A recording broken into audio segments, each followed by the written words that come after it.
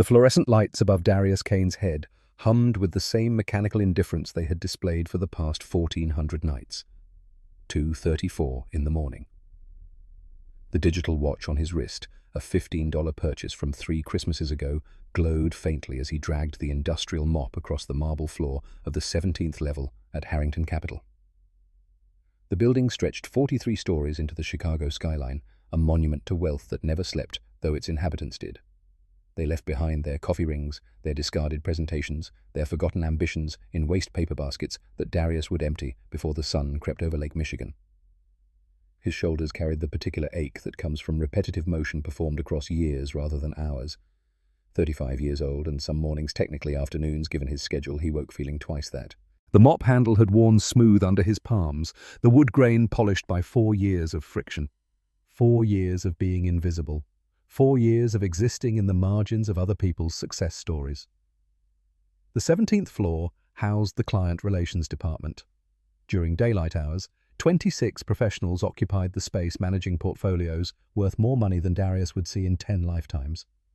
Their desks gleamed with the kind of order that suggested assistance and systems mechanisms of efficiency that rendered chaos obsolete. Darius knew their routines without knowing their names. The woman in the corner office arrived at 6:45 every morning, always carrying the same leather briefcase. The young man by the windows left protein bar wrappers in his trash can with mathematical regularity. The redhead 3 rows back kept a photograph of 2 golden retrievers angled toward her monitor, positioned so she could glance at it between emails. He had studied them all the way a ghost might study the living. Not out of envy, though, that lived in him too buried deep, where he tried not to examine it, but out of necessity. Understanding their patterns meant understanding how to move through their world without disturbing it, how to clean around their professional lives without ever touching them. 6 hours ago, Darius had stood in a different kind of fluorescent lighting, the harsh emergency room variety that turns every face into a study of exhaustion. Isaiah had been struggling to breathe his small chest, working too hard, the familiar whistle in his lungs that always preceded the truly bad attacks. 8 years old and already too acquainted with the limits of his own body. The inhaler had run dry that morning, yesterday morning, technically since the clock had rolled past midnight while they waited, and Darius had watched his son's lips take on that greyish tinge that sent ice through every parent's veins. The doctor, a woman young enough to still have optimism in her eyes, had administered a nebulizer treatment. She'd spoken in that careful tone medical professionals reserve for delivering news about money. He needs the prescription strength inhaler. The over-the-counter versions aren't sufficient for asthma this persistent. Darius had nodded, already calculating. The prescription would cost $240 without insurance. He made that in roughly 3.5 nights of work before taxes and before the rent that consumed most of his paycheck like a hungry thing that could never quite be satisfied. The math was simple and devastating. "I'll get it," he'd said, because what else could a father say? Isaiah had looked up at him with those eyes that saw too much, that held understanding no 8-year-old should possess. His mother's eyes, dark and luminous, the only physical inheritance from a woman 4 years gone. Sarah had been driving home from her sister's house when the truck ran the red light. The police had told Darius she died instantly, as if that information might provide comfort. It hadn't. Instant or gradual gone was gone, and Isaiah's eyes had been asking questions Darius couldn't answer ever since. They'd gotten home at 9:30, Isaiah moving slowly, the medication making him drowsy. Darius had made him toast with peanut butter, watched him eat half of it, then carried him to bed, even though he was getting too big for that. The boy's breathing had evened out the rattle in his chest, reduced to a manageable wheeze. Darius had sat on the edge of the narrow bed in their smaller bedroom, waiting until sleep pulled Isaiah under completely, before allowing himself to feel the weight of the night. Then he'd changed into his work uniform and walked the 11 blocks to Harrington Capitol, arriving at 9:58 for his 10 o'clock shift. Now mopping the 17th floor while the city slept, Darius felt the folded piece of paper in his jacket pocket, like a physical presence. Isaiah had slipped it there while Darius was getting ready for work the way he always did. A ritual they'd developed over the years, his son's way of sending pieces of himself into his father's night. Darius never read them immediately. He saved them for moments when the weight pressed too heavily, when he needed reminding why he dragged this mop across these floors instead of sleeping like a normal person with a normal life. The wheels of the bucket squeaked as he moved toward the bulletin board near the break room. He'd emptied the trash cans on this floor 40 minutes ago, wiped down the coffee station, vacuumed the conference room where someone had spilled an entire box of crackers. Only the hallway remained, and then he could move to the 18th floor, repeat the process, work his way upward through the building until 6 in the morning, when he'd clock out and walk home in whatever weather Chicago offered. But something caught his eye as he passed the bulletin board. A piece of paper, crisp and white, pinned dead center where it couldn't be missed. The header read, "Career Opportunity," in bold letters. Darius stopped. He wasn't supposed to stop. His job was to move through these spaces like water essential, but unremarkable present, but unseen. Reading job postings belonged to the daylight people, the ones who occupied these spaces with purpose rather than necessity. Yet his feet had rooted to the floor, his eyes tracking across the text. Senior Client Relations Manager, full-time day shift, comprehensive benefits including health insurance, dental vision, 5 years minimum experience in customer service or related field, strong communication skills, problem-solving ability, grace under pressure. Day shift. The words blazed like a beacon. Day shift meant dropping Isaiah off at school in the morning. Day shift meant picking him up in the afternoon. Day shift meant being present for parent-teacher conferences and soccer games and the 1,000 small moments that built childhood.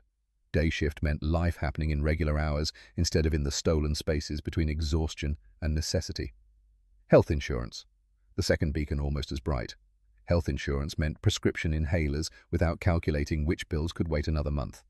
Health insurance meant doctor's appointments for maintenance instead of crisis. Health insurance meant breathing easier in more ways than one.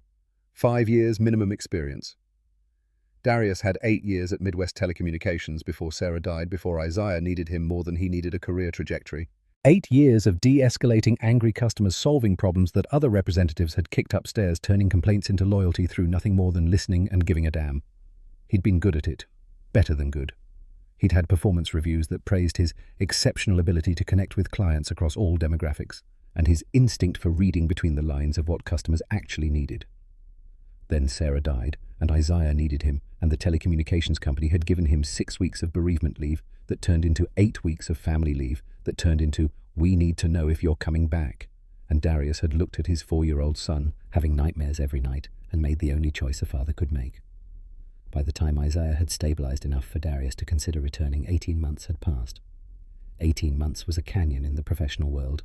18 months without employment meant questions, meant suspicion, meant recruiters glancing at his resume and seeing gaps rather than reasons.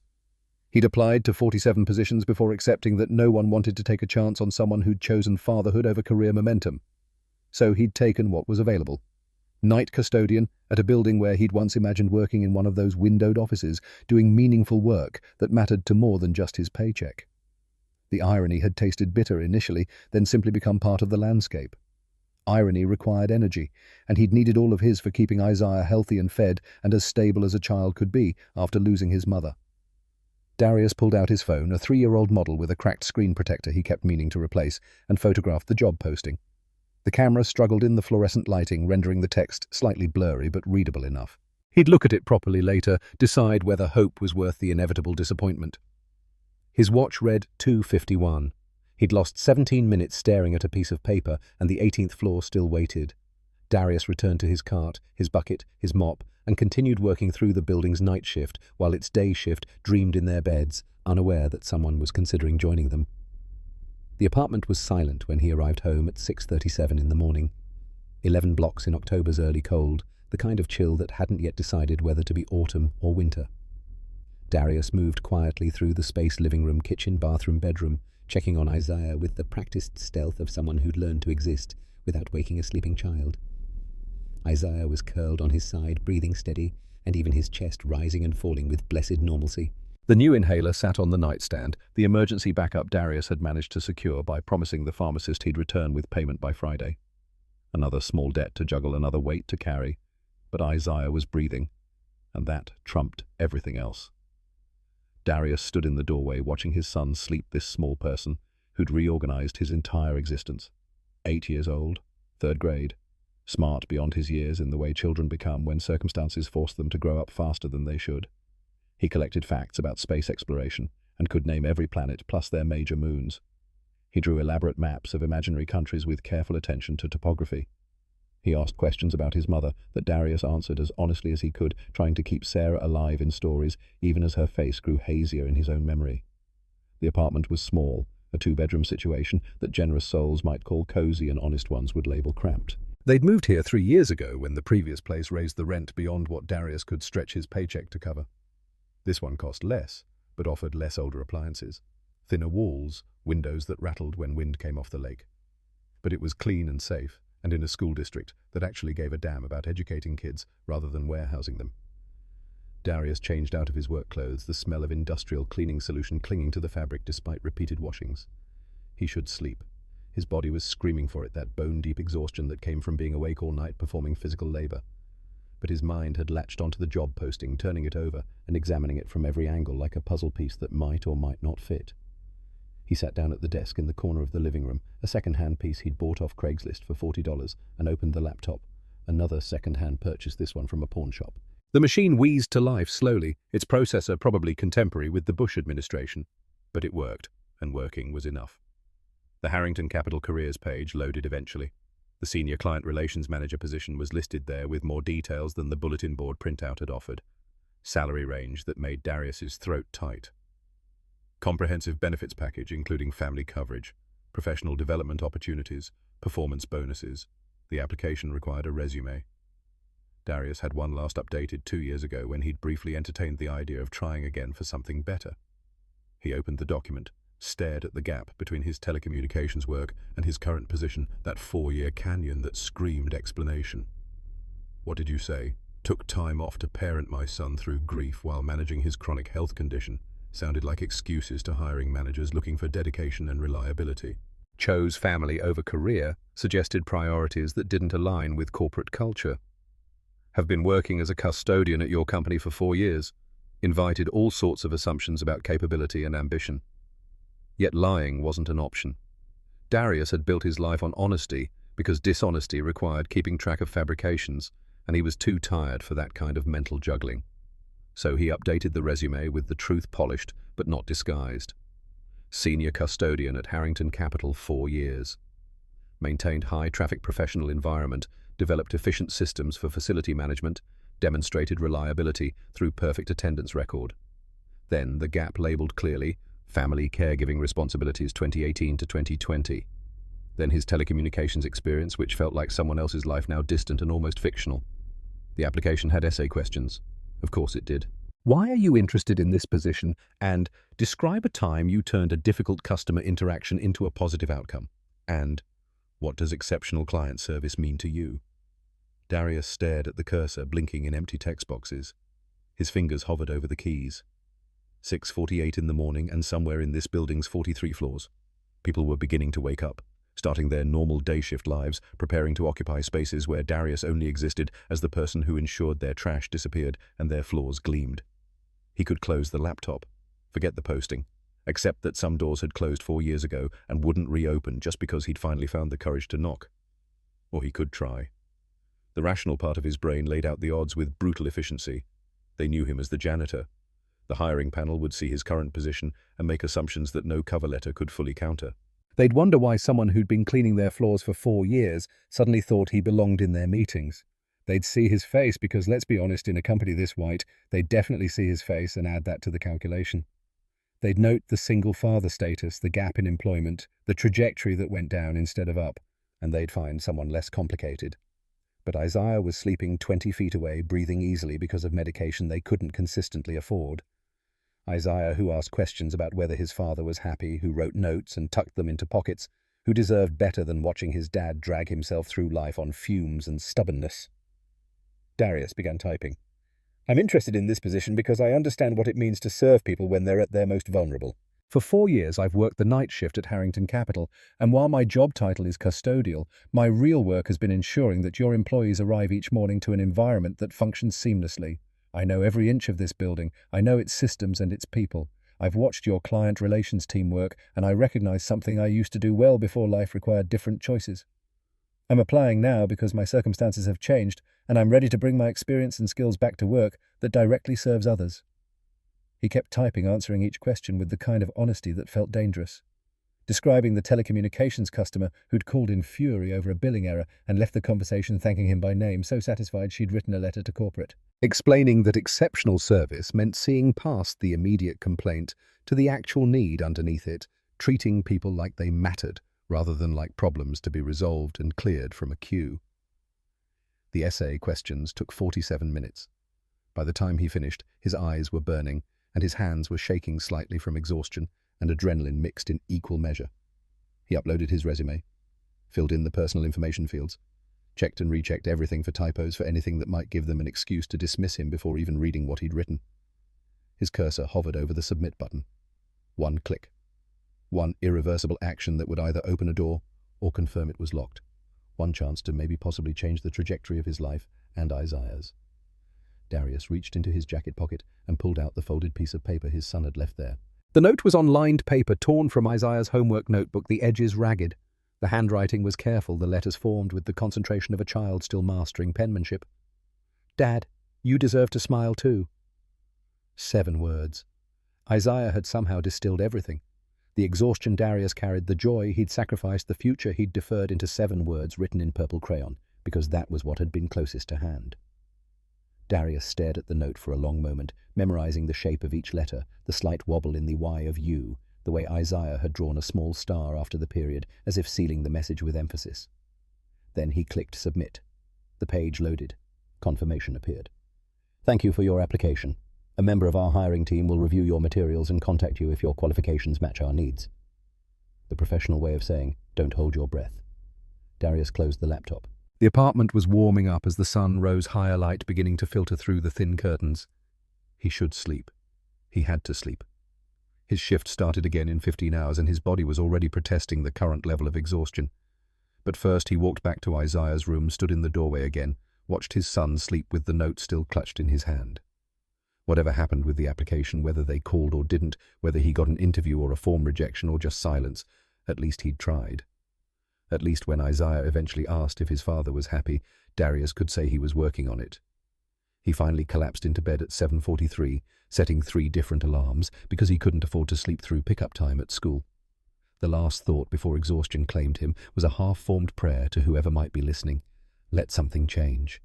Please just let something change. 3 days dissolved into the routine that governed Darius's existence. Wake at 3 in the afternoon. Feed Isaiah whatever dinner looked like at that hour. Help with homework. Listen to stories about school, about the science teacher who kept a bearded dragon in the classroom, about the kid who'd gotten in trouble for bringing a pocket knife for show and tell. Make sure Isaiah took his medication, ate his vegetables, brushed his teeth. Read together for 30 minutes, currently working through a book about the Mars rovers that Isaiah had checked out from the library and renewed twice. Wait for sleep to take his son, then change into work clothes, walk 11 blocks, spend 8 hours making Harrington Capital pristine for people who'd never know his name. On Thursday afternoon, technically morning for most humans, 2:43 post-midnight for Darius, his phone buzzed while he was emptying the recycling bins on the 21st floor. He assumed it was a spam call. He got 6 of those daily robots informing him about his car's extended warranty or offering to eliminate his credit card debt. But the notification showed an email, and the sender made his hands freeze on the recycling bag. Harrington Capital Human Resources. Darius set down the bag, carefully wiped his hands on his work pants, and opened the message. Dear Mr. Kane, thank you for your application for the Senior Client Relations Manager position. We would like to invite you to interview with our hiring panel. Please reply to schedule a time next week that works for your availability. We look forward to meeting with you. He read it 3 times, checking for the catch, the hidden rejection disguised as invitation. But the words didn't change. They wanted to interview him. Actual human beings in the hiring department had looked at his application, had seen the gap, the current position, all of it, and decided he was worth a conversation. The email had arrived at 9:47 that morning, 6 hours ago by normal people's clocks. Darius should wait until a reasonable hour to respond, demonstrate that he wasn't desperately hovering over his inbox. But desperation was honest, and waiting felt like game playing he didn't have energy for. He typed out a response on his phone, professional but direct. Thank you for the opportunity. I'm available any afternoon next week. Monday would be my preference if that works for your schedule, but I can accommodate whatever time is most convenient. Sent. No taking it back now. The recycling bag felt heavier when he picked it up again, or maybe that was just his arms trembling slightly from adrenaline. An interview. An actual interview. He'd clear that hurdle when he reached it, but first he had to reach it, and reaching it meant preparation. By the time his shift ended at 6 that morning, Darius had formulated a plan. He'd need to borrow a suit. His old interview outfit from his telecommunications days no longer fit stress, and night shift eating had redistributed his weight in unfortunate ways, and buying new wasn't an option. Pastor Williams at the church 3 blocks over kept a small clothing closet for congregation members in need. Darius had attended services there sporadically over the years, primarily because Isaiah liked the youth group, and the pastor never pressured anyone about attendance or tithing. He could ask. The worst Pastor Williams could say was no. He'd need to prepare answers to obvious questions: the gap in employment, the current position, why this role, why now, why should they take a chance on someone who'd been invisible to them for 4 years. He'd need to look them in the eye and explain his life without sounding like he was making excuses, convey competence without arrogance, demonstrate ambition without threatening whatever assumptions they'd already formed. The response came while Darius was walking home, his breath forming small clouds in the October morning air. Monday at 2 p.m. works perfectly. The interview will be held in Conference Room B on the 21st floor with our hiring panel. Please arrive 15 minutes early to complete some brief paperwork. We look forward to meeting you. 2 p.m. on Monday, 5 days away. 5 days to prepare to practice to transform himself from the person who cleaned their offices into someone they might consider hiring to occupy one. Isaiah was still asleep when Darius got home. He sat at the kitchen table with his laptop and began researching. Interview questions for client relations positions. Common mistakes candidates made. How to address employment gaps without sounding defensive. How to pivot from service work to professional roles. The internet offered endless advice, much of it contradictory, all of it assuming a baseline privilege that didn't account for being black and poor and trying to climb upward through a system designed to keep you exactly where you started. But some of the advice felt useful. Practice answers out loud. Research the company thoroughly. Prepare questions to ask them. Good candidates interview the company as much as the company interviews them. Bring copies of your resume, even though they already have it. Dress one level above the position. Show enthusiasm, but not desperation. Be yourself, except for all the parts of yourself that might make them uncomfortable. Darius created a document with potential questions and his answers. He timed himself speaking them aloud, keeping his voice low so as not to wake Isaiah. He felt ridiculous talking to an empty kitchen, but ridiculous was better than unprepared. Saturday afternoon, he walked to Pastor Williams's church. The building was old brick, the kind of structure that had probably housed 3 different congregations over its lifetime, each one adapting the space to fit their particular needs and resources. The pastor was in his office door open, working on what looked like Sunday's sermon. Pastor Williams glanced up when Darius knocked on the doorframe.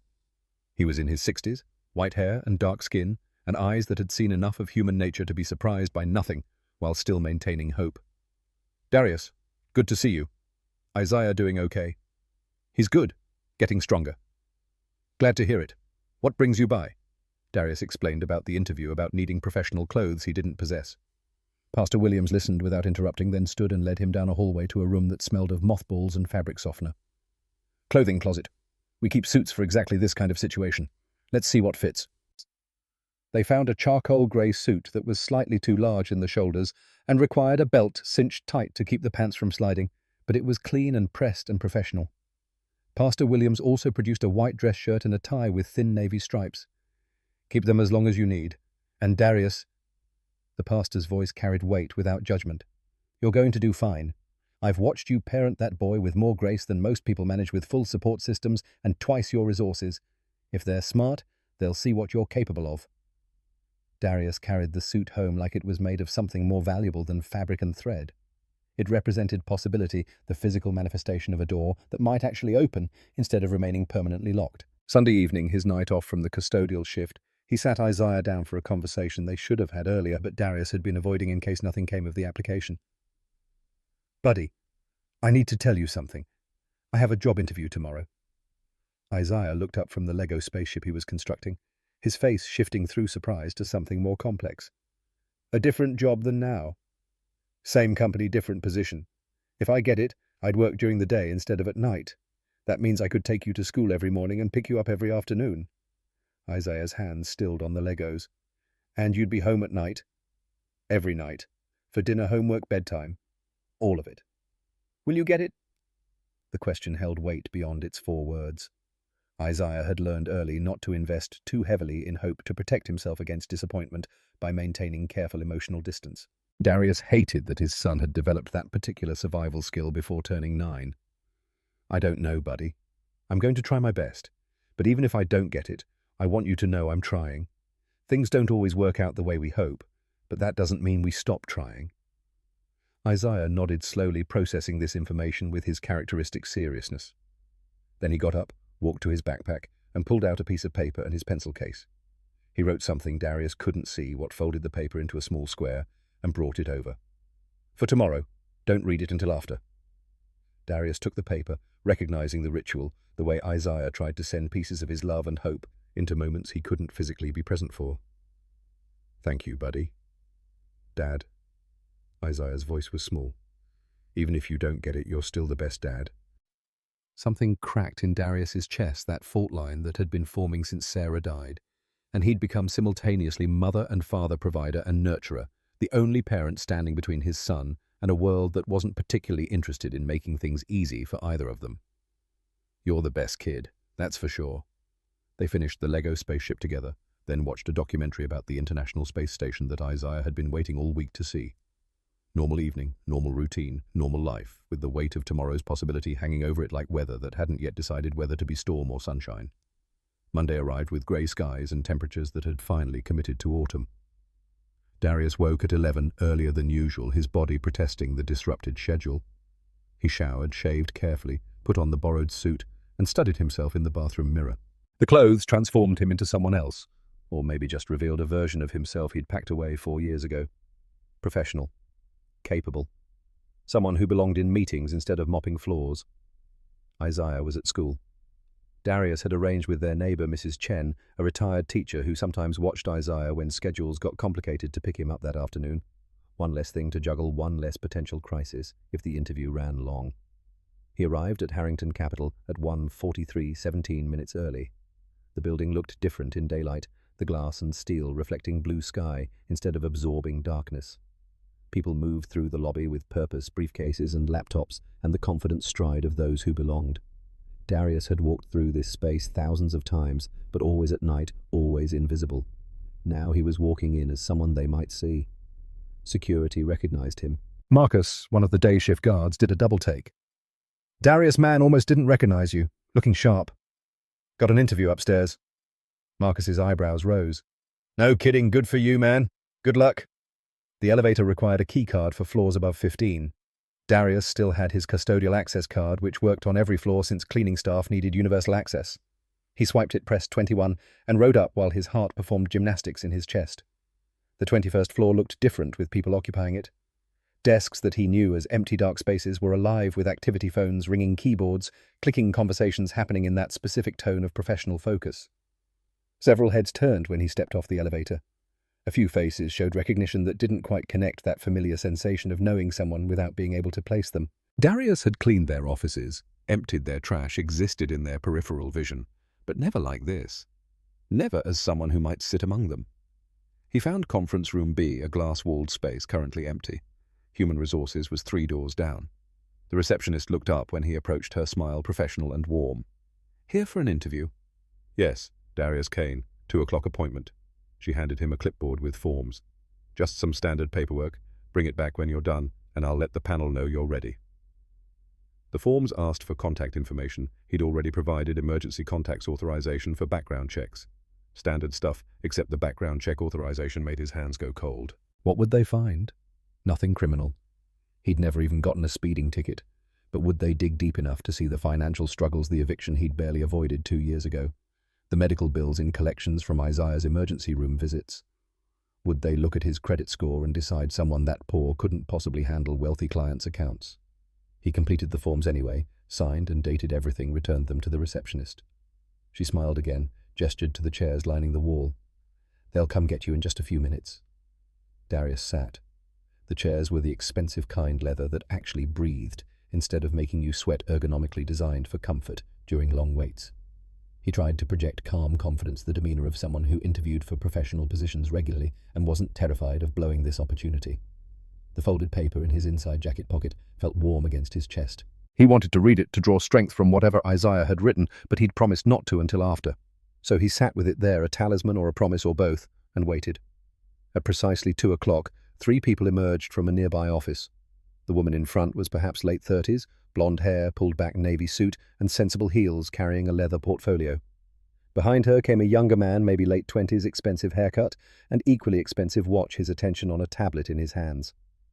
And leading them, looking like he owned not just the company, but the entire concept of corporate authority, was a man in his 50s with steel grey hair, a suit that probably cost more than Darius made in 2 months, and eyes that assessed everything with practiced calculation. The older man spotted Darius, and his expression flickered just for a second, barely perceptible through recognition and something else. Surprise, maybe, or discomfort. The kind of micro-expression that spoke volumes about assumptions being recalibrated in real time. Mr. Kane. His voice was smooth-cultured, the kind of accent that came from expensive education and deliberate elocution practice. Lawrence Whitfield, Vice President of Human Resources. This is Rebecca Thornton, our hiring manager for the Client Relations Department, and Jeffrey Martinez from my team. Thank you for coming in. They all shook hands. Lawrence's grip was firm to the point of aggressive, a dominance play disguised as professionalism. Rebecca's handshake was warmer, her eyes actually meeting his with what looked like genuine interest. Jeffrey barely glanced up from his tablet. Right this way. They led him into conference room B. The table was long polished wood that reflected the overhead lights. 3 chairs on one side, 1 on the other. The interview chair faced the windows, which meant the panel would be backlit, their expressions harder to read while everything about Darius would be clearly visible. Power dynamics established before a word was spoken. Darius sat. Rebecca arranged papers in front of her. Jeffrey continued communing with his tablet. Lawrence settled into his chair with the careful positioning of someone who knew exactly how much space he deserved to take up. So, Lawrence folded his hands on the table, that practiced gesture of someone about to ask important questions. Mr. Kane, you've submitted an impressive application. Walk us through your background, particularly the rather significant transition from telecommunications to your current role. And there it was. Not, tell us about yourself, or what interests you about this position. Straight to the gap, the trajectory that went down instead of up, the thing that needed explaining, because people weren't supposed to move from professional work to custodial labor unless something was deeply wrong. Darius had practiced this answer. He'd stood in his kitchen at 3 in the morning, running through different versions, trying to find the balance between honesty and strategic presentation. Now, sitting across from 3 people who would decide whether he got a chance or another rejection, the practiced words felt hollow. So he told them the truth instead. My wife died 4 years ago. Car accident. Our son was 4 at the time. He needed his father more than he needed me to maintain a career trajectory. So I took leave then, more leave, and eventually I had to choose between being present for my son during the hardest time of his life or keeping a job that didn't care what I was going through. I chose my son. When I was ready to return to work, the market had moved on, but I still needed to support my family, and I needed flexibility to be there when my son needed me. Night custodian at Harrington offered both. It's honest work, it pays our bills, and it let me be the father Isaiah needed me to be. Silence stretched across the table. Rebecca's expression had softened. Jeffrey had actually looked up from his tablet. Lawrence's face remained carefully neutral, but something in his eyes had sharpened. I see. And your son, he still requires this flexibility. The emphasis on the last word carried judgment, as if flexibility was code for unreliability. My son has chronic asthma. He needs regular medical care and a parent who can respond when emergencies happen. But I'm not asking for special accommodations. I'm asking for the opportunity to do work I'm qualified for during hours that let me be both an effective employee and a present father. Rebecca leaned forward slightly. Your telecommunications experience is strong. 8 years with Midwest Tel. I noticed several commendations in your file. Can you tell us about your approach to difficult customer situations? Finally, a question about competence instead of circumstances. Darius relaxed fractionally and talked about active listening, about de-escalation techniques, about the importance of treating customers like people rather than problems to solve. Rebecca asked follow-up questions, good ones that demonstrated she was actually listening and evaluating his capabilities. But Lawrence kept circling back to doubts disguised as concerns. Mr. Kane, our culture here is quite demanding.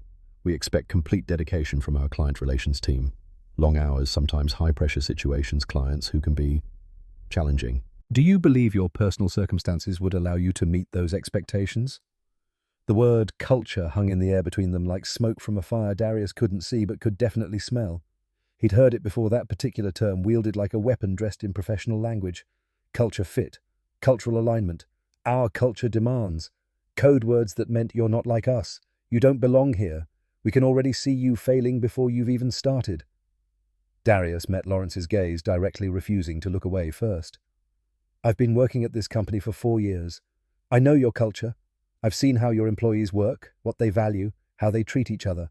I've also spent 8 years managing some of the most demanding customers in telecommunications, people calling at their breaking point because their service failed during critical moments. I understand pressure. I understand dedication. What I'm asking for is the chance to demonstrate that understanding in a role that actually uses my skills instead of just my ability to operate a mop. Lawrence's jaw tightened almost imperceptibly. Rebecca was writing notes, her pen moving quickly across the legal pad in front of her. Geoffrey had returned his attention to the tablet, but his thumbs weren't moving. He was holding it like a shield present, but not participating. Tell me about a time you had to handle multiple competing priorities under time pressure. The question came from Rebecca, and Darius recognized it as a lifeline, an attempt to steer the conversation back toward competency assessment, instead of Lawrence's thinly veiled interrogation about whether a black single father could be trusted with wealthy white clients.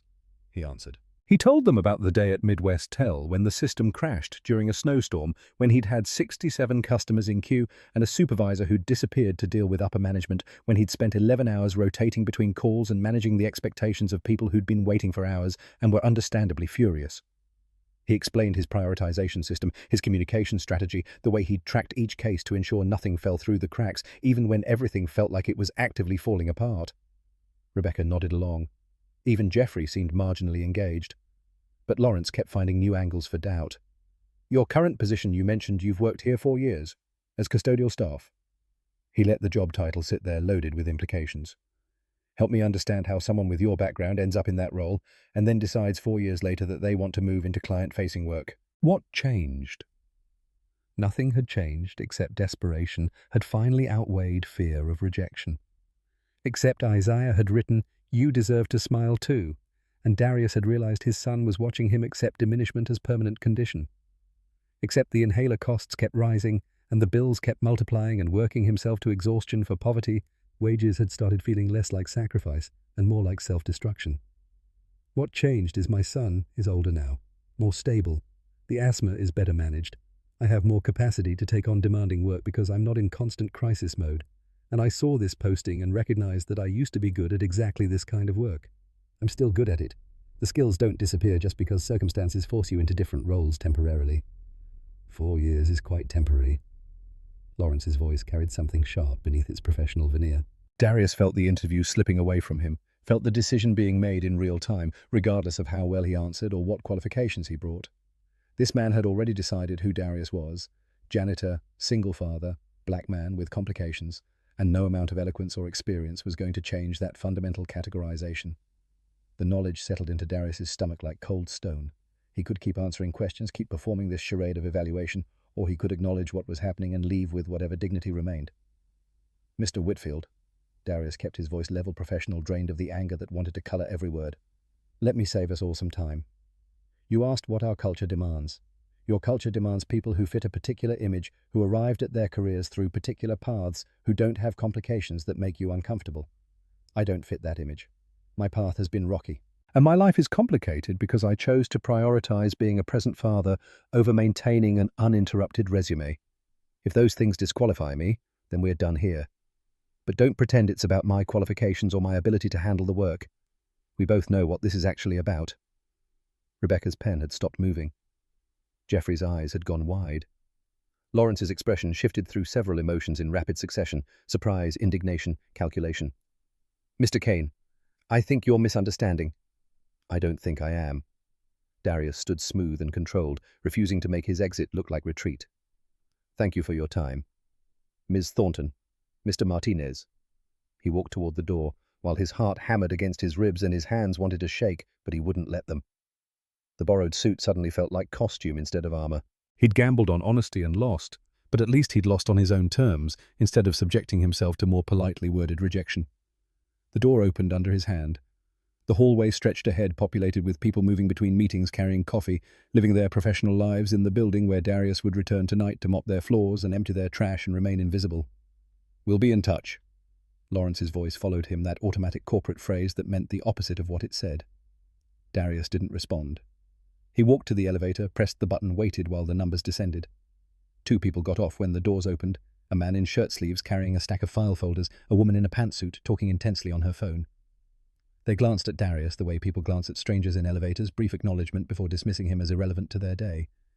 The lobby felt different from when he'd entered an hour ago. The confidence that had carried him through the door had evaporated, replaced by the familiar weight of knowing you reached for something and had it slapped away. He'd known the odds. He'd understood rejection was likely.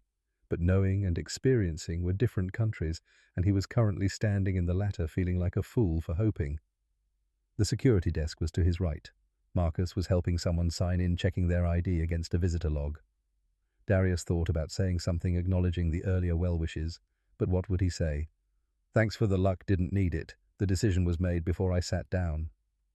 So he aimed for the exit instead, for the glass doors that would return him to the October afternoon and the 11-block walk home where he could change out of this borrowed suit and return to his actual life.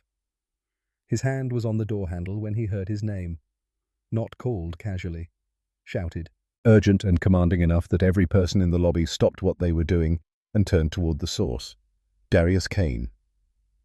The voice belonged to a woman, and it carried the kind of authority that expected immediate attention. Darius turned slowly, trying to locate who had called him and why. She was crossing the lobby with purpose, her heels clicking against the marble in a rhythm that suggested she was used to people getting out of her way.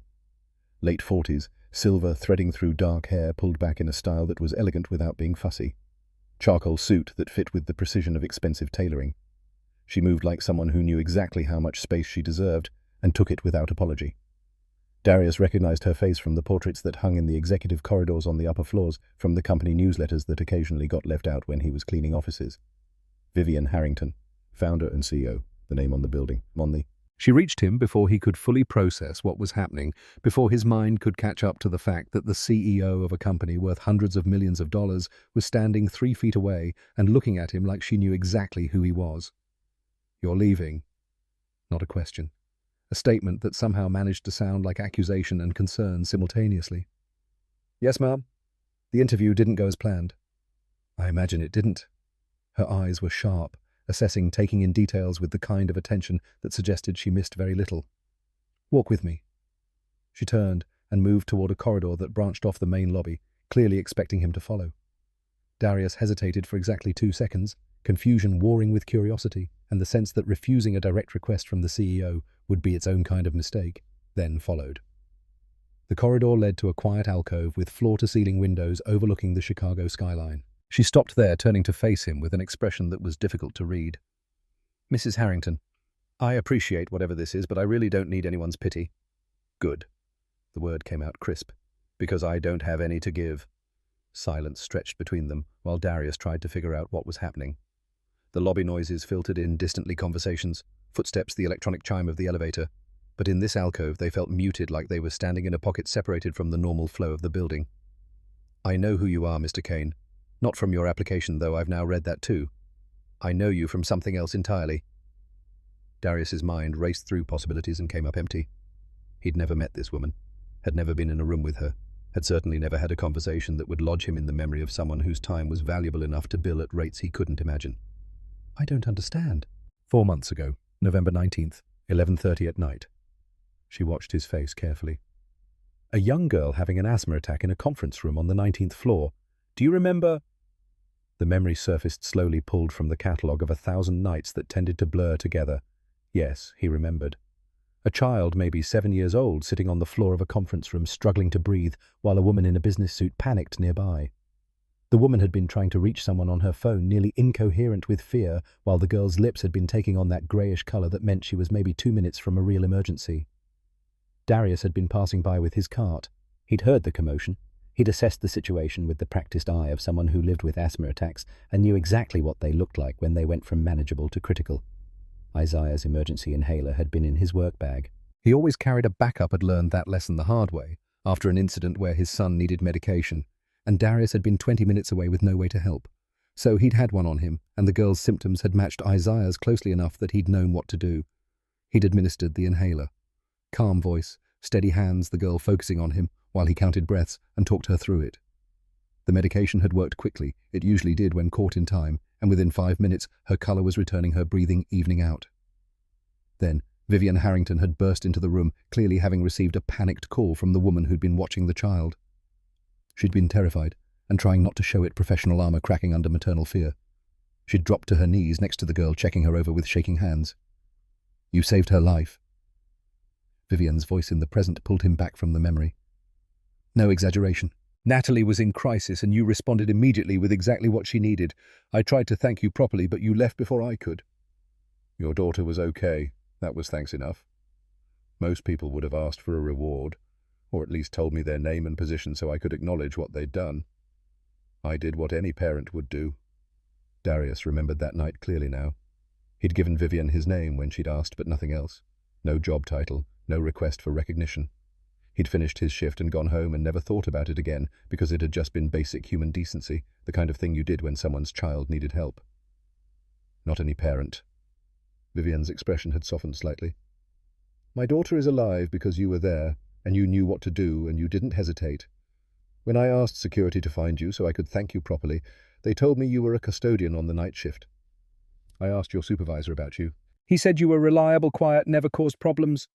I kept meaning to reach out to do something to acknowledge what you'd done, but running a company has a way of consuming time. She paused. Then this afternoon I was reviewing security footage, something I do periodically since Natalie's incident, and I saw you in the elevator, coming from the 21st floor, dressed for an interview. The pieces were coming together, but Darius still couldn't quite see the complete picture. You were watching the cameras. I was in my office on the 42nd floor. I have access to all security feeds. And yes, after what happened with my daughter, I pay attention to who moves through this building and when. She pulled out her phone, tapped the screen several times, then turned it to show him. Security footage, multiple angles, time-stamped 2:51 p.m. Darius exiting the elevator, walking across the lobby, reaching for the door. I called down here before you could leave. I needed to know why the man who saved my daughter's life was walking out of a job interview looking like someone had just kicked him. Darius didn't know what to say to that. The whole situation felt surreal, like he'd stepped sideways into a reality that operated on different rules than the one he'd woken up in. Vivian's phone rang. She glanced at the screen, then answered with terse efficiency. Lawrence, I need you in the first floor west alcove. Now, bring your interview panel. She ended the call without waiting for a response. Mrs. Harrington. Vivian, and before you tell me this isn't necessary, let me be clear about something. Her eyes held his, and there was steel under the polished professionalism. I built this company from nothing. I spent 30 years fighting to be taken seriously in an industry that didn't want women, especially not women who didn't come from money or Ivy League connections. 28 years ago, I stood in a lobby very much like this one after an interview where someone told me I wasn't the right cultural fit for their company. They meant I wasn't part of their old boys club. I walked out with my dignity intact and my future in ruins. It took me 5 more years to get another real opportunity. She let that sit for a moment, her expression hardening. But I've watched this company for 3 decades. I've seen how people get shut out by the same coded language, culture fit. Not quite right for us. Only the reasons have nothing to do with competence and everything to do with who you are and where you came from. I saw your face when you came out of that elevator. I know that expression because I've seen it on the faces of every talented person this industry has dismissed for reasons that should be irrelevant. And I will not allow the man who saved my daughter to be treated like he doesn't deserve a chance because someone decided his circumstances make him less valuable. Footsteps approached from the main lobby. Lawrence appeared first, his face carefully neutral, but his eyes sharp with questions. Rebecca and Jeffrey trailed behind, both looking uncertain about why they'd been summoned. Lawrence's gaze moved between Vivian and Darius, calculating. Mrs. Harrington, is everything all right? That depends entirely on what you tell me in the next few minutes. Vivian's voice had shifted into something harder. Mr. Kane here just walked out of an interview for our senior client relations manager position. I'd like to understand why. We were still evaluating, Lawrence started, but Vivian cut him off with a gesture. Rebecca, how did Mr. Kane perform on the competency questions, the actual skills assessment portion of the interview? Rebecca glanced at Lawrence, then back at Vivian. Her voice was professional, but firm. Outstanding. His approach to customer relations is sophisticated, his problem-solving methodology is sound, and his experience directly translates to what we need in the role. His answers were some of the best I've heard in the 6 months I've been conducting these interviews. So the issue wasn't his qualifications? Vivian's tone made it clear this wasn't a question. Lawrence explained to me what the problem was. The silence that followed felt dangerous. Darius could see Lawrence working through options, trying to find language that would satisfy his CEO without admitting to the assumptions that had colored the entire interview. Whatever he'd been planning to say died when he met Vivian's eyes, and apparently saw something there that made dissembling seem like a bad strategy. There were concerns about reliability. His employment history shows a significant gap, and his current position doesn't necessarily indicate his current position. Vivian's voice could have cut glass. Which is custodian, on the night shift, in this building. Is that what doesn't necessarily indicate he's qualified for client relations work? His circumstances are complicated. His circumstances are that his wife died and he chose to be present for his son during a traumatic period. Those circumstances make him unreliable. How exactly? Lawrence had no answer that wouldn't sound like exactly what it was. Rebecca was studying the floor. Jeffrey had achieved some kind of transcendent stillness, probably hoping to avoid being noticed. Vivian turned to Darius, her expression shifting to something that wasn't quite sympathy, but held understanding. I know what you're feeling right now. I know you want to walk away to refuse help because accepting it feels like admitting you needed saving.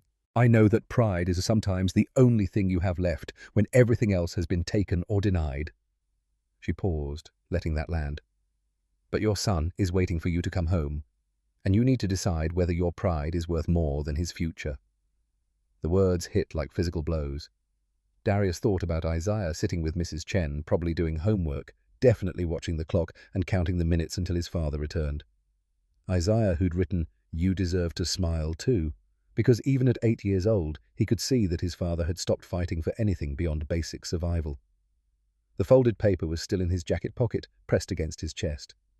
He'd promised not to read it until after the interview, and technically this counted as after, even if nothing had gone according to any imaginable plan.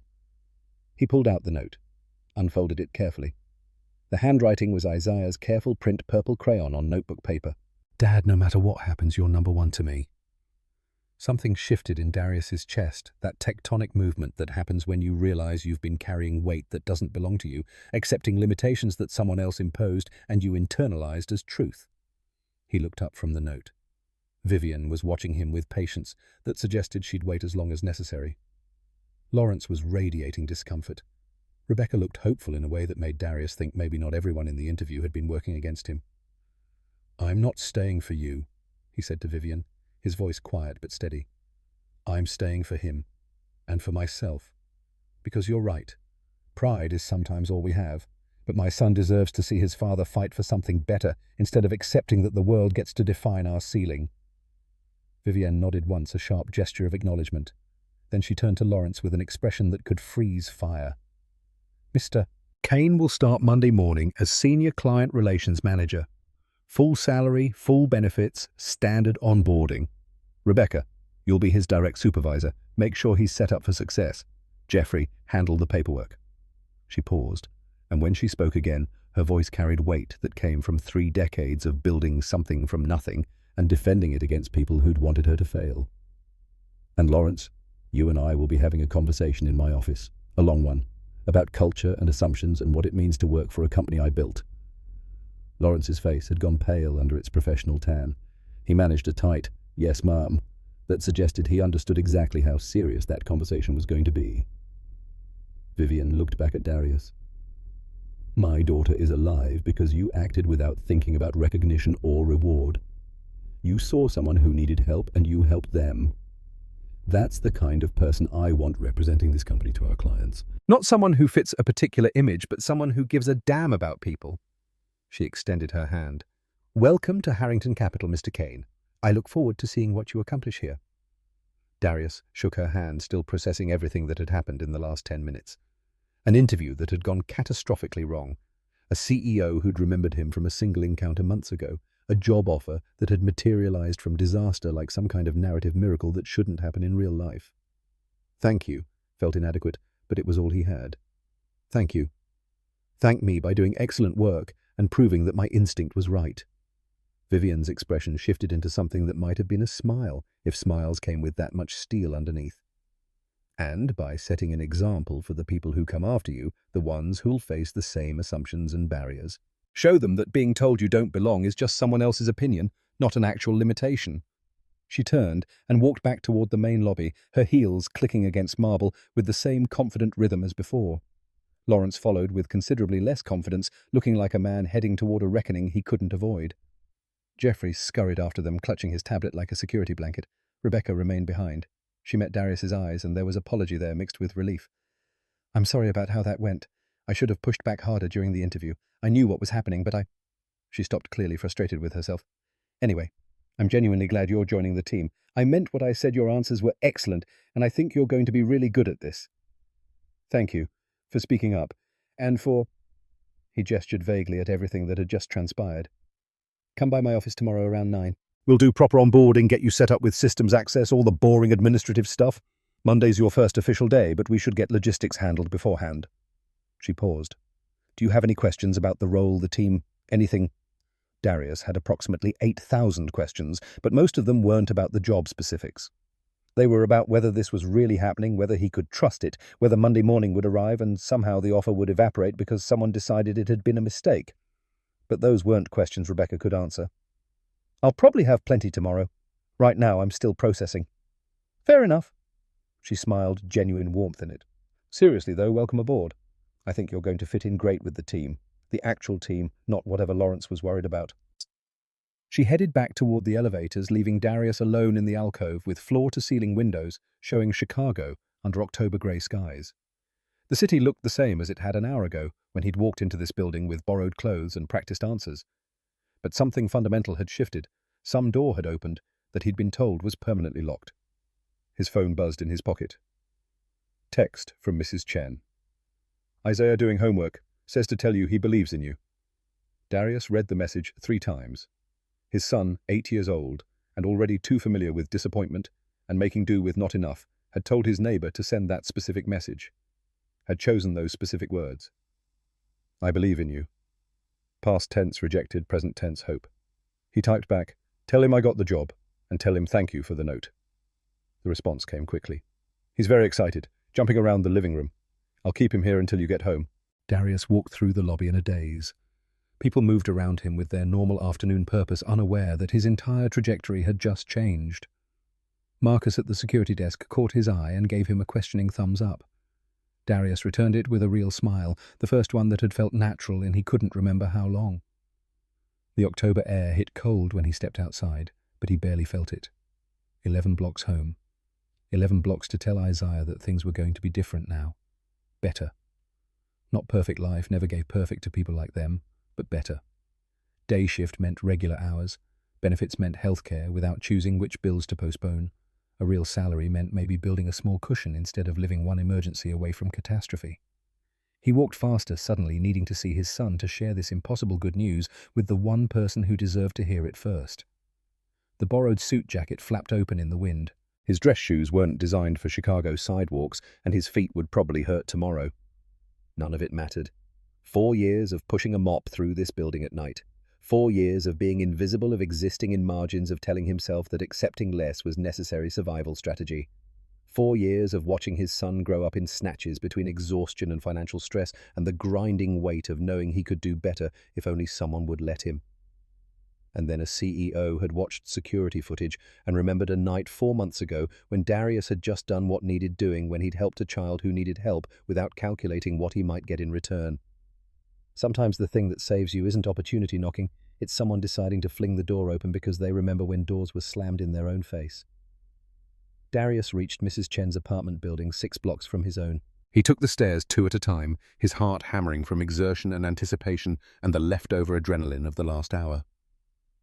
Mrs. Chen opened her door before he could knock her face already arranged in a smile. "He's been watching the clock since I told him about your text." Isaiah appeared behind her eyes, huge with questions he was trying not to ask too loudly in case the answers disappointed. Darius knelt down to his son's level and pulled him into a hug that probably squeezed too tight, but he couldn't help it. "I got it, buddy. I start Monday." Isaiah pulled back just far enough to search his father's face. "Really? For real?" "For real. Day shift benefits everything. We're going to be okay." His son's face crumpled in the way it did when emotions got too big to hold inside properly. He buried his face against Darius's shoulder, and Darius could feel him shaking, crying in the silent way kids cry when they've been holding fear in for too long, and relief finally lets it out. "Thank you for believing in me," Darius whispered into his son's hair. "Thank you for the note. It helped more than you know." They stayed like that while Mrs. Chen diplomatically busied herself in her kitchen, giving them space for this moment. Eventually, Isaiah pulled back, wiping his face with his sleeve. "Does this mean you won't be tired all the time?" The question stabbed through Darius's chest. His 8-year-old son had spent years watching his father operate on fumes, had normalized exhaustion as his dad's default state, and was now asking if maybe normal could include rest. "Yeah, buddy. It means I won't be tired all the time. It means I can take you to school in the morning and pick you up in the afternoon. It means we can have dinner together every night. It means things are going to be better. Isaiah nodded seriously, processing this information with the gravity of someone who understood that better didn't mean perfect, but was still worth celebrating. Can we get pizza tonight to celebrate?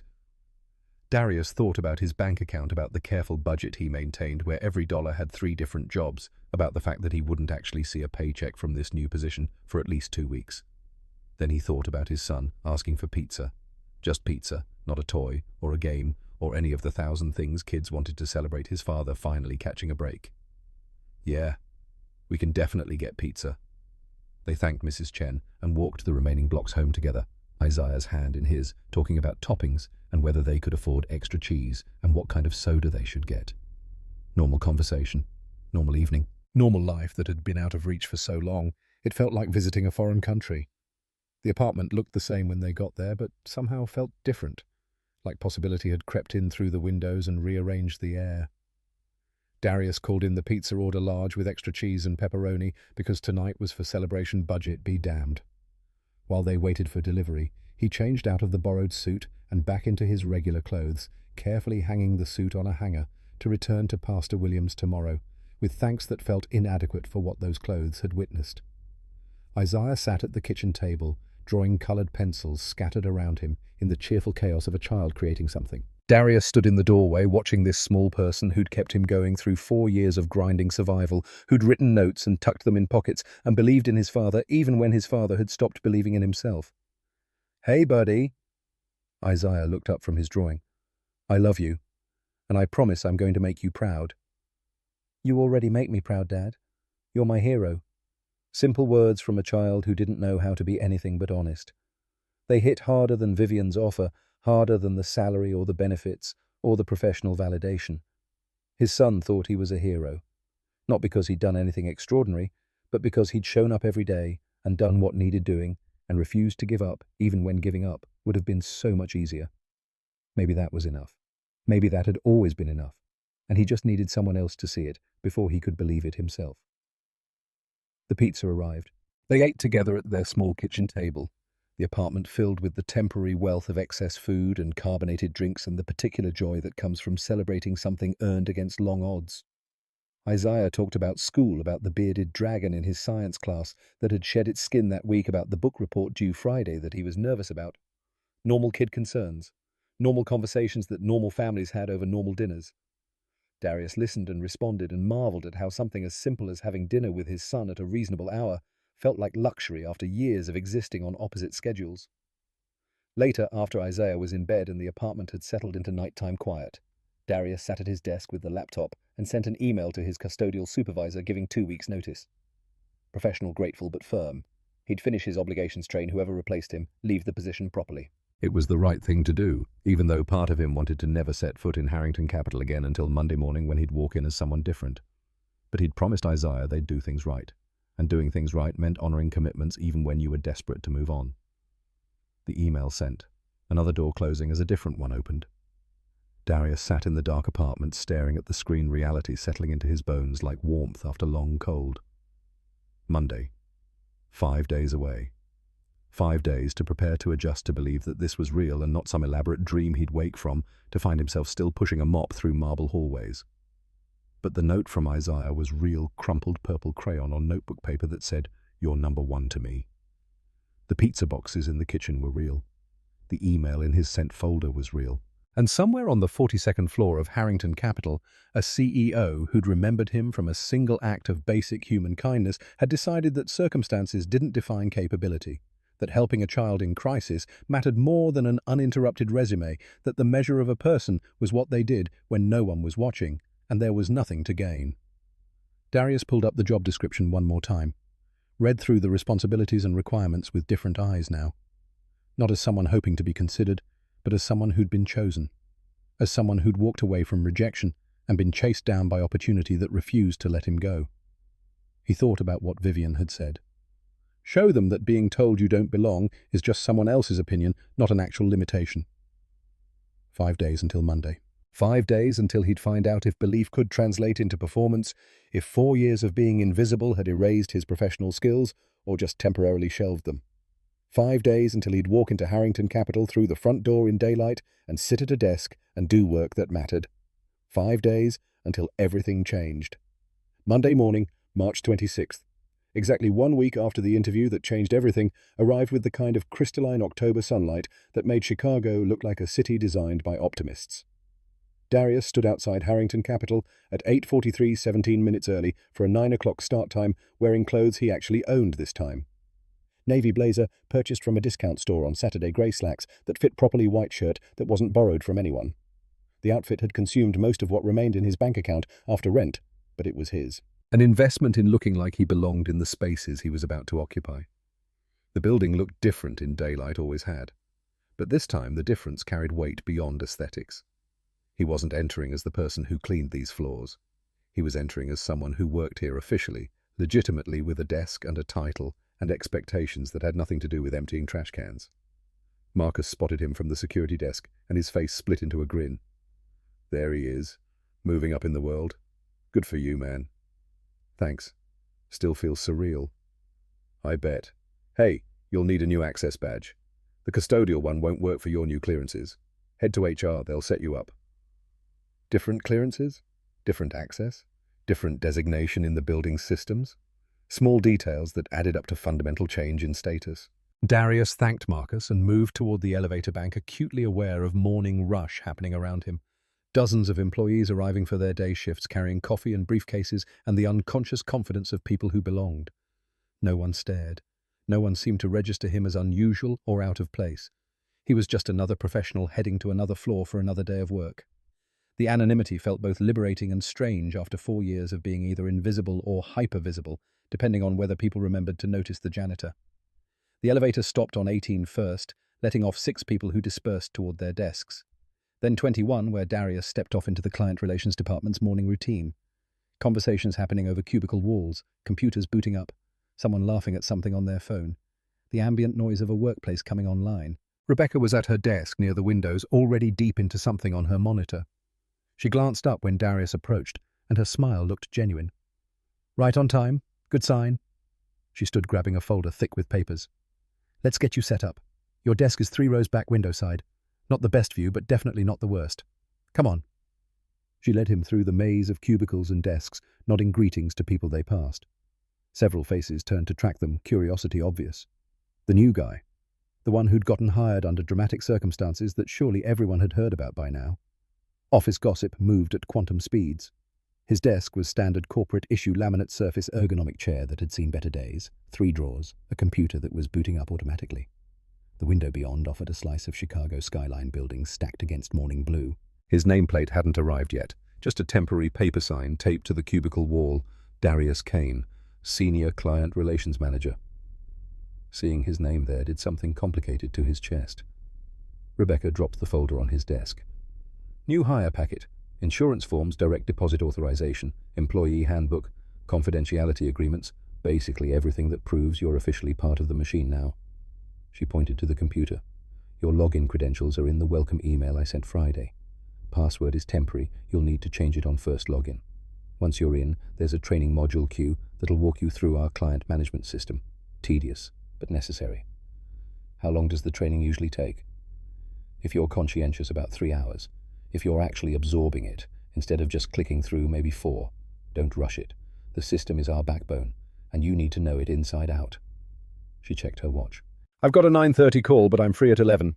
Meet me then and I'll introduce you to the team properly, show you where everything is, answer the 1,000 questions you'll have by then. She left him there, and Darius sat down in the chair that was now his at the desk, that was now his, staring at the computer screen that was asking for credentials he now possessed. The finality of it hit in waves. This wasn't temporary. This wasn't borrowed. This was his actual job, the one he'd fought for and won against odds that should have crushed him. He logged in, changed his password to something Isaiah-related, but not obvious, and started working through the training modules. The client management system was sophisticated, more sophisticated than anything he'd used at Midwest Tel, but the underlying logic felt familiar. Track interactions, document concerns, flag priorities, maintain histories, so anyone on the team could pick up a client relationship and understand context immediately. Good design. Thoughtful architecture. The kind of system that suggested someone had actually thought about how humans worked instead of just what computers could do. 2 hours in, A man appeared at the edge of his cubicle. Early 40s, receding hairline tie loosened like it had been strangling him since 8 a.m. His expression was neutral, but his eyes were calculating. "You're the new guy. Kane, right?" "That's right. Trevor Hollis. Been here 6 years. Heard about your dramatic hiring process." He didn't make it sound like a compliment. "Word of advice, most of us earned our positions through normal channels. Interviews proving ourselves climbing the ladder. You're starting with a target on your back because of how you got here. Just so you know." Darius met his gaze steadily. "Noted. I'm not here to make enemies or step on anyone. Just here to do good work." "Good work." Trevor smiled without warmth. "We'll see. Mrs. Harrington's got blind spots like anyone else. Sometimes her personal feelings override good business sense. Hope you're worth the capital she spent on you." He walked away before Darius could respond, leaving behind the particular tension that came from knowing not everyone would be Rebecca's version of welcoming. Some people would see him as affirmative action, as special treatment, as someone who'd skipped the line they'd waited in. The fact that he'd spent 4 years mopping their floors wouldn't register. The fact that he was overqualified wouldn't matter. He'd gotten in through the wrong door, and that would colour everything until he proved otherwise. Darius returned to the training modules, but Trevor's words had lodged under his skin. He'd expected this, known it was coming. But knowing and experiencing were different countries, and he was currently navigating terrain that felt hostile in ways the custodial work never had. At least as a janitor, no one had questioned whether he deserved to push a mop. Now he'd have to justify his existence every day until people either accepted him or didn't. 11 o'clock came. Rebecca collected him for the team introduction, which happened in a conference room that felt too small for the 8 people crammed inside. She went around the table making introductions, names and faces that Darius tried to commit to memory. Trevor was there, emanating skepticism. A woman named Sandra, who barely looked up from her phone. 2 younger guys, Marcus and Devon, no relation to the security guard, who seemed more curious than hostile. An older woman, Patricia, who studied Darius with the assessing gaze of someone who'd been in corporate America long enough to have seen everything twice. Rebecca outlined his role, the kinds of clients he'd be handling, the team structure and collaboration expectations. Standard orientation material delivered professionally. But Darius could feel undercurrents, unspoken questions, the weight of being the person everyone was evaluating before he'd done anything worth evaluating. "Any questions for Darius?" Rebecca finished opening the floor. Patricia spoke first. "What's your background? Before here, I mean. What kind of customer service experience are we talking about?" A fair question delivered neutrally.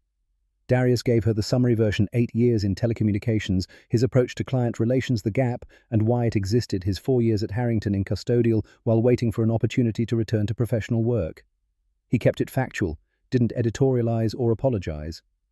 Patricia nodded slowly. "Telecommunications is good training. High-stress environment, lots of conflict resolution. Should translate well to wealth management clients, though the stakes are different." "Higher stakes," Trevor interjected. "Our clients are managing 7- and 8-figure portfolios." They're not calling about their cable bill. They expect expertise discretion results. The learning curve is steep." "I'm aware," Darius kept his voice level, "and I'm ready for it." The meeting wrapped shortly after. People dispersed back to their desks, and Darius returned to his training modules, aware that the team introduction had accomplished exactly what such things always accomplished, established that he existed, and now everyone could form opinions about whether that existence was positive or problematic. Lunch came. Darius ate a sandwich he'd packed at his desk, not ready to navigate the social complexities of the break room. He finished the training modules by 1:30, took the automated assessment that proved he'd actually absorbed the material, and passed with a score high enough that the system congratulated him. Then came the moment he'd been simultaneously anticipating and dreading, his first actual client assignment. Rebecca appeared with a file folder. "Got your first case. Eleanor Whitmore. 78 years old, widow, portfolio worth about $4 million, been with us for 6 years.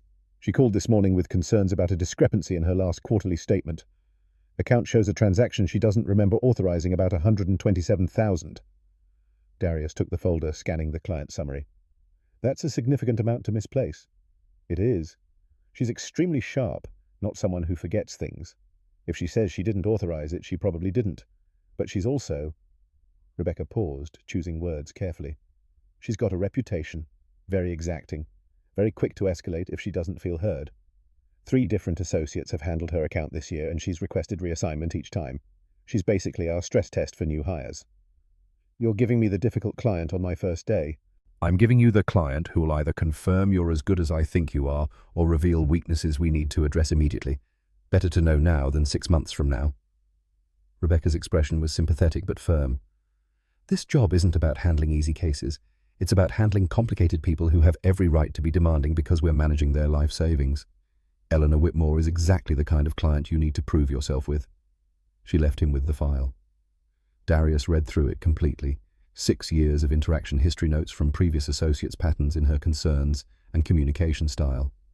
She was detailed, precise, expected thorough responses, and had low tolerance for deflection or excuse-making. The kind of client who'd spent a lifetime being dismissed because of her age and gender and had developed aggressive defenses against further dismissal. He could work with that, understood it even. Being underestimated built particular kinds of armor. Darius picked up his phone and dialed Eleanor Whitmore's number before he could second-guess himself. She answered on the second ring, her voice carrying the kind of authority that age and wealth and refusal to be ignored had forged. "Eleanor Whitmore. Mrs. Whitmore, this is Darius Kane from Harrington Capital. I'm calling about the concern you raised this morning regarding your quarterly statement. Another new person. What happened to the last one?" "I'm not sure, ma'am. I just started today and your account was assigned to me.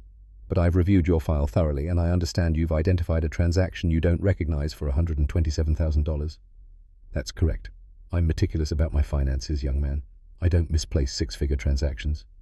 "I believe you.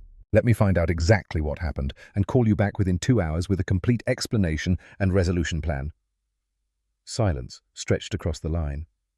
Darius could practically hear her recalibrating, adjusting her prepared arguments because he hadn't triggered them. 2 hours. 2 hours. If I can't have a complete answer by then, I'll call anyway and tell you exactly where things stand and when you'll have the full resolution. You won't be left wondering. Fine. But if you're just another corporate functionary trying to smooth this over without actually addressing it, you'll be the 4th person I've gone through this year. Understood. I'll call you back by 3:30. He ended the call and immediately pulled up the transaction detail in the client management system. The transfer had been authorized 6 weeks ago, moving funds from her main investment account to what appeared to be a separate holding account. The authorization showed her account number, the correct security codes, everything that should make it legitimate. Except Eleanor said she hadn't authorized it, and Darius had learned long ago that when someone was absolutely certain about their own actions, they were usually right. He dug deeper into the system, tracking backwards through the transaction chain. The authorization had come through the online portal, which Eleanor used regularly according to her interaction history. But the timestamp was odd, 11:47 on a Tuesday night. Darius checked her profile. She was 78. What were the odds she was doing 6-figure financial transactions at midnight? He pulled up the server logs. Thank God the training had covered this, and found the session information. The login had originated from an IP address in Naperville, Illinois. Eleanor's home address in the system showed Evanston. Different suburbs, different locations entirely. Someone had accessed her account from a location she didn't live in, at a time she probably wasn't awake, and moved a significant amount of money. Darius felt his pulse kick up. This wasn't a simple discrepancy. This was potentially fraud, or at minimum a serious security breach. He needed to escalate immediately, but he also needed to verify before triggering alarm bells that might be false. He called IT security, explained the situation. They pulled the logs cross-referenced against Eleanor's known devices and locations. The accessing device wasn't registered to her account. The IP address belonged to a Starbucks with public Wi-Fi. "Yeah, that's compromised," the IT guy confirmed. "Someone got her credentials and used them remotely. We'll need to freeze the account immediately, reverse the transaction if it hasn't been fully processed, and—" "Hold on," Darius interrupted. "Before we freeze anything, where did the money go? What's the destination account?" Typing sounds. "Looks like... It's another Harrington Capital account. Business investment account registered to..." More typing. "Whitmore Holdings LLC, same last name as your client. She has a business account. Apparently. But it's not linked to her personal profile in our system, which is weird. They should be cross-referenced if they're under the same beneficial owner." Darius's mind raced. Either Eleanor had a business account she'd forgotten about, unlikely given her meticulous nature, or someone had created a fraudulent account using her name to siphon money in a way that looked semi-legitimate on surface examination. "Can you see who set up the Whitmore Holdings account?" "Let me check." "Okay, it was opened 4 months ago. Authorization came through..." Long pause. "Through our commercial division. Signed off by Lawrence Whitfield." Everything went very still in Darius's head. Lawrence Whitfield, who'd tried to keep him from getting hired. Lawrence Whitfield, who ran HR but apparently also had authority to approve business accounts. Lawrence Whitfield, who now featured in a transaction chain that looked increasingly suspicious. "Don't freeze anything yet," Darius said carefully. "I need to make some calls first, but flag this in your system as potential fraud investigation. I'll escalate through proper channels." He hung up and sat staring at his monitor while his brain worked through implications. This was either an extraordinary coincidence or something much worse. And his first day, his very first actual case, had just become exponentially more complicated than anyone had planned. Rebecca was at her desk. Darius walked over, keeping his voice low. "The Eleanor Whitmore situation, it's not a simple discrepancy. I think we're looking at fraud, possibly internal." Her head snapped up. "What?"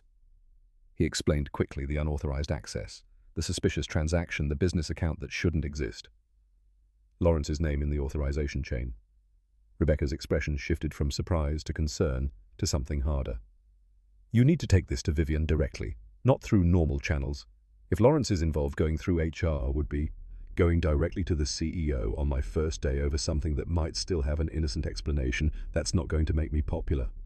Neither is covering up potential fraud because you were worried about optics." Rebecca's voice was firm. "If you're right, this is serious.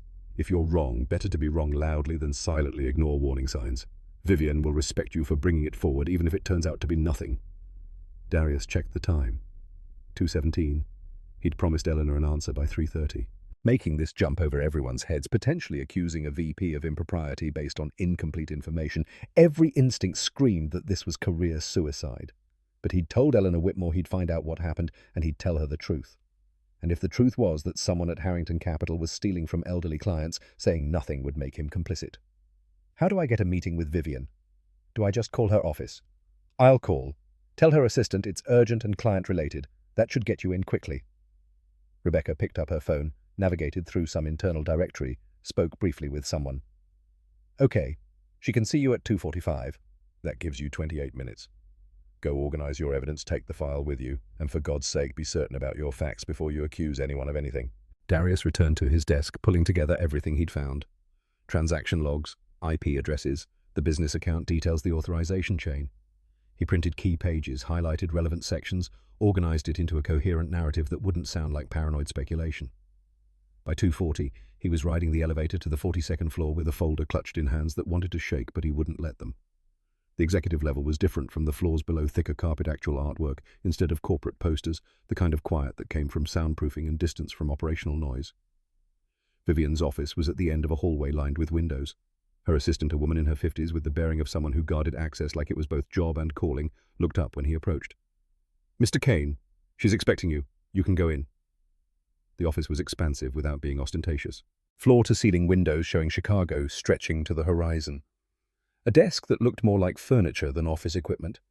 Bookshelves filled with actual books, plus industry awards arranged without fanfare.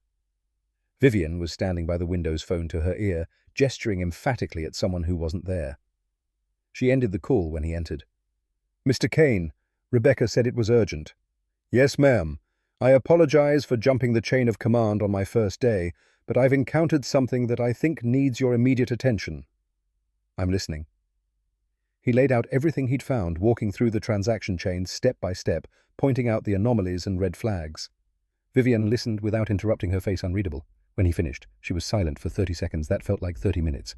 "You've been here for 6 hours." "Yes, ma'am." "And in those 6 hours handling your very first client case, you've uncovered what appears to be systematic fraud involving a senior member of my leadership team." "Potentially. I could be wrong about—" "You're not wrong." Her voice had gone cold. "I've had concerns about certain account irregularities for 2 months. Nothing I could prove, nothing concrete enough to justify investigation. But this—" She picked up the printouts he'd brought, studying them with laser focus. "This is concrete. This is actionable." She picked up her phone, dialed. "Dan, I need you in my office immediately.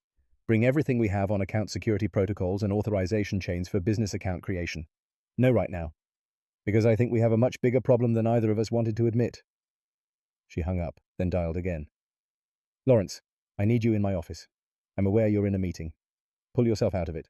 10 minutes. The calls made, she turned back to Darius. "You understand that what you've brought me potentially ends someone's career and possibly puts them in legal jeopardy?" "Yes, ma'am. That's why I almost didn't come up here. But I promised Mrs. Whitmore I'd find out what happened to her money and tell her the truth. And the truth is, looking like someone at this company betrayed her trust. Someone in this company betrayed a lot more than one client's trust. Vivian's expression was granite. But you did the right thing bringing this to me. Uncomfortable, politically dangerous, career-threatening maybe, but right. That's the distinction between people who work here and people who belong here. Welcome to the second category. A man arrived first, Dan apparently, who turned out to be the chief risk officer. Darius repeated his findings. Dan's face progressed through shock to fury to grim determination. He confirmed that business accounts required VP-level approval, that Lawrence had authorized 17 such accounts in the past 6 months, and that if even a fraction of them followed the same pattern as Eleanor's situation, they were looking at systematic theft, potentially totaling millions. Lawrence arrived 12 minutes after being summoned, looking irritated until he saw Darius in Vivian's office. Then his expression went carefully neutral. "You needed something. Sit down, Lawrence." The CEO's voice carried a tone that made Lawrence's eyes narrow, but he sat. Vivian laid out the evidence, not asking questions, just stating facts and watching his face. To his credit, Lawrence didn't try to deny anything immediately. He listened, calculated, then went for the deflection strategy. "This is a misunderstanding. Those business accounts are legitimate. Then you'll have no problem providing documentation for their creation, beneficial ownership verification, and transaction authorization trails for every dollar moved through them." Dan interrupted. "Because I'll be pulling all of that this afternoon, and if anything doesn't check out perfectly, we're having a very different conversation involving law enforcement." Lawrence's face had gone pale. "Vivian, I've been with this company for 20 years. I know. Which makes this betrayal particularly devastating." She stood, and something in her posture made clear the meeting was over. "You're suspended pending investigation. Security will escort you out. Dan will contact you through your attorney once we've completed our audit. If you're smart, you'll cooperate fully. If you're not, the consequences will be proportionally severe." She pressed a button on her desk phone. 2 security guards appeared, not markers from the lobby, but corporate security who looked like they'd done this particular duty before. Lawrence stood slowly, his world visibly collapsing around him. His eyes found Darius, and there was venom there. 6 hours. You've been here 6 hours, and you've destroyed. I've protected clients who trusted us with their money." Darius cut him off. "That's my job. Sorry if it inconveniences your fraud operation." The guards escorted Lawrence out. The office fell silent except for city noise filtering through the windows. Dan excused himself to begin the audit, promising updates by end of business. Vivian sank into her chair, suddenly looking every bit of 48, plus the weight of discovering a 2-decade employee had been stealing. "Mrs. Whitmore still needs to be called back," Darius said quietly. "I promised her answers by 3:30. It's 3:12. Tell her the truth. Her money will be restored fully by tomorrow morning. The unauthorized account has been frozen. We're investigating the scope of the breach, and she'll be notified of every step. And tell her—" Vivian paused. "Tell her I'm personally appalled that this happened under my watch, and I'm ensuring it never happens again." Darius returned to his desk, aware that the entire floor had gone quiet in the way offices go quiet when dramatic events ripple through them. He dialed Eleanor's number, and when she answered, he told her everything: the fraud, the breach, the resolution, Vivian's personal apology. Eleanor was silent for a long moment. "You actually found it. Found the truth, I mean. You didn't just tell me what was easy or convenient. I promised I would. Besides, you were right to be concerned. Turns out your instincts were exactly correct. Thank you, young man. Truly. I've been with Harrington for 6 years, and this is the first time someone actually listened instead of just trying to manage me." They wrapped up the call. Darius documented everything in the client management system, flagged the case as resolved with fraud investigation ongoing, and leaned back in his chair feeling simultaneously exhausted and wired. First day, 6 hours. He'd uncovered systematic fraud, triggered an executive suspension, and earned a reputation that would precede him into every future interaction at this company. Rebecca appeared at his desk. "So, eventful first day." "That's one word for it. The whole floor is talking. Half the people think you're a hero, the other half think you're a liability who'll get fired for making waves." She smiled. "For what it's worth, I think you're exactly what this company needs. Someone who gives a damn about doing right instead of doing easy." Darius glanced at the clock. 4:20. He'd arranged with Mrs. Chen, their neighbor, who lived 6 blocks away, and sometimes watched Isaiah to pick him up from school today, since Darius wasn't sure how his first day would go. But guilt crawled up his spine anyway. "You should go," Rebecca said, reading his expression accurately. "Tomorrow's soon enough to deal with fallout. Today you did good work. Go be with your son." He left, taking the elevator down through the building that knew him in a different capacity now. Marcus waved from security. A few people nodded as he passed. Word had definitely spread about whatever had happened on the 42nd floor. The October evening was cooling toward night. Darius walked to Mrs. Chen's building feeling like he'd lived 3 days instead of 1. Mrs. Chen opened her door before he could knock, her face arranged in a smile, and Isaiah appeared behind her with eyes huge with questions. Darius knelt down to his son's level. "First day was complicated, but I think it went well." They walked home together, the 6 blocks between Mrs. Chen's apartment and theirs, while Isaiah talked about school, and Darius tried to be present, even though his mind kept replaying the day's events. Dinner was simple. After Isaiah went to bed, Darius sat at his desk, staring at nothing. His phone buzzed. Email from Vivian, time-stamped 8:47 p.m. "Mr. Kane, initial audit confirms fraud across 12 accounts totaling 3.7 M. Lawrence has been terminated and matter referred to federal investigators. Eleanor Whitmore specifically asked that I convey her thanks for your integrity. Several other affected clients are being contacted.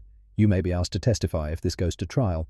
Understand that you've made enemies today, people who benefited from Lawrence's operation or simply don't like boats being rocked. But you've also demonstrated exactly the kind of character this company needs. Thank you for choosing right over easy. VH." Darius read it twice, then closed his laptop and went to check on Isaiah one more time. His son was asleep, breathing easy, one hand curled under his pillow. 8 years old and already teaching his father lessons about courage and belief and refusing to accept less than you deserve. Tomorrow would bring whatever it brought. But tonight he'd done work that mattered and helped people who needed helping. Tonight he could look at his sleeping son and know that when Isaiah eventually asked what his father did for a living, the answer would be something worth respect.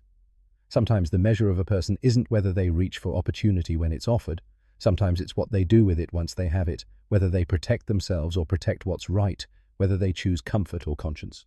Darius had chosen. Whatever came next, he'd face it knowing he'd chosen correctly.